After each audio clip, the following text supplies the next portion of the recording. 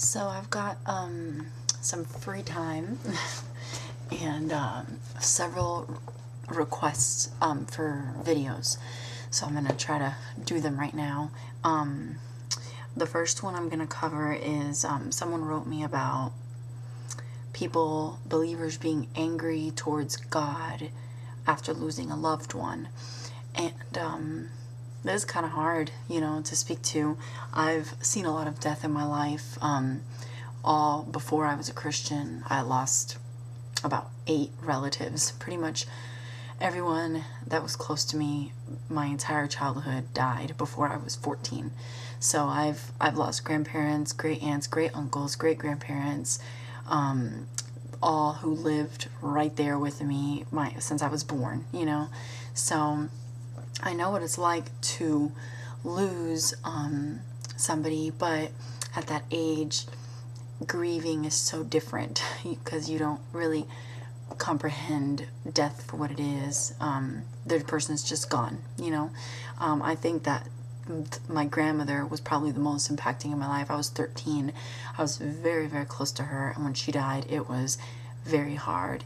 And that's probably out of all of those deaths that I went through and experienced of people close to me, that's probably the only one that I really can say I had a grieving period for. And it was a while to get over it. But still, at 13, I didn't grasp, I couldn't comprehend the gravity of what just happened, And on top of that, I was not a believer. I did not experience anger towards God. I guess I just, I was a kid and I just knew it's part of life, whatever. But I can see how losing someone as an adult must be harder than anything I went through. And losing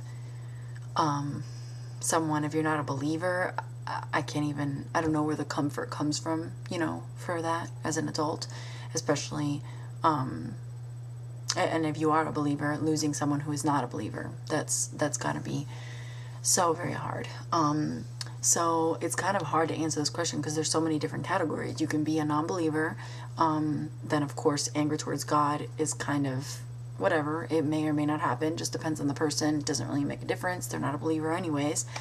If you are a believer, the hard things in life is what, you've got to be prepared when life is going quote unquote easy, because life is never easy, but when you're in a season where there's no suffering, you need to just always be in the Word. You need to always be drawing near to the Lord. You need to always be working on your relationship with God so that when suffering does come, because it is inevitable, when those trials, when those tribulations, when suffering comes into your life, you are already where you need to be with God. It's not all of a sudden, oh, now I need God, and you're in this pit, you're going to have the strength of the Lord to get you through whatever. I have never personally known a believer, we'll just use a believer as an example, to have anger towards God. I have known several ask why. That's normal. That is totally normal. We're human, and it is a normal part of life to think, why did this have to happen, Lord? We can't understand your plan and your sovereignty and all the details. We don't understand everything that you do or why you do it. We can just trust that it is for your glory, some way, somehow. We may never understand, whatever, you're in control. That's the approach that we have to life and to all the things that it brings on, every suffering, including someone dying. Now, if a believer loses a non-believer because of a believer's understanding of what awaits a non-believer, that grieving must be extremely, extremely heavy and deep. And, the Lord, again, we just have to trust God. We have to trust that God saves those who will surrender their life to Him. And if someone doesn't, it's not like it wasn't offered to them. And we just have to trust that the Lord is sovereign and in control. And then if a believer loses a believer, Yes, there's grieving. Yes, there's sorrow. Yes, there's suffering, because we're human. It's sad to lose someone that we love, but there should be some peace, some joy in knowing where they now are. If you truly believe in the eternal heaven that awaits us as believers after this temporary fleshly life, there should be some peace and some joy. So my advice is, don't be angry to the Lord, with the Lord. Trust the Lord. Get in the Word and remind yourself of His omnipotence, of His sovereignty, of His power, of His love and grace, and pray that you would learn to trust Him, so that you would trust that whatever He does in this life, He knows what He's doing, and we are the pot, we are the clay, He is the potter, and we need to just trust our lives in His hands.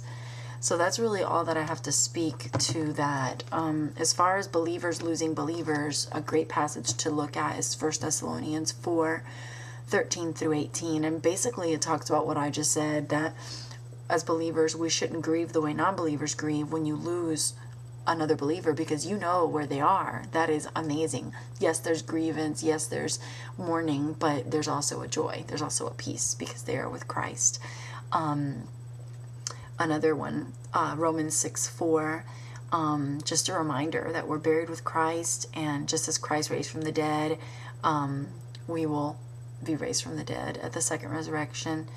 Romans 6:23, Romans 8:38-39, 1 Corinthians 6:14, and then just a reminder that death itself is going to be crushed to death.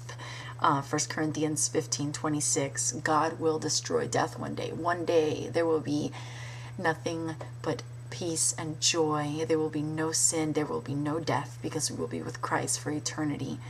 And even if you lose a non-believer, and you know where they are, the suffering that you feel in this life will come to an end one day when you yourself are with Christ for eternity. And there will be no more sin, there will be no more death, there will be no more suffering. And that is our hope. That is where we need to place our hope, and our daily mindset needs to be on that eternity, not so much weight in the things of this life.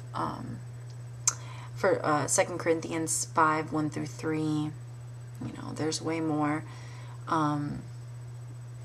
Matthew 5:4, when you grieve, the Lord will give you comfort.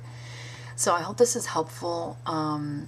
It's a hard topic. I understand grieving and mourning is a natural part of life. Suffering is a natural and guaranteed part of life. And in the end, ultimately, if you are a Christian, you need to just trust God. Thanks.